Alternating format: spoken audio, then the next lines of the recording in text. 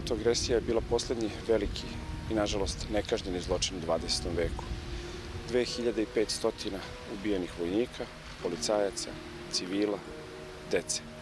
Za njih niko nikada nije odgovarao, za njih niko nikada nije rekao izvini, niko nikada nije žalio za naše ubijene vojnike, policajce.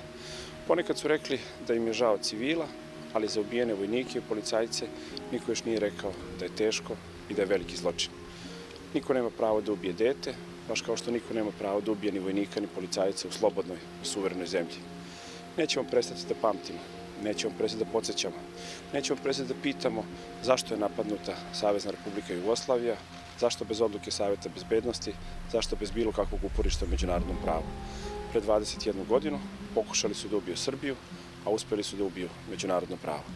Naša zemlja se i dalje bori da povrati svoje pravo na prostoru Kosova i Metohije.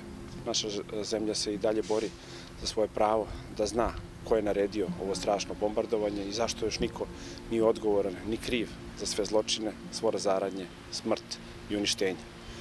Kao i pre 21 godinu, i danas smo suočeni sa pretnjom fizičkog nestanka. Kao i pre 21 godinu moramo da budemo složni, jedinstveni, da se uzdamo samo i jedino u sebe, da znamo da smo mi jedni drugima najbolji prijatelji i najveća brana pred nesrećom i jedina garancija opstanka. Pre 21 godinu narod, vojska, država bili su jedno i zato smo preživeli i danas, 21 godinu kasnije, suočeni sa koronavirusom, moramo da budemo jedno jer ćemo samo tako preživeti. Da bi imao ko da se seća, da bi imao ko da traži pravdu, da bi imao ko da se bori, moramo preživeti.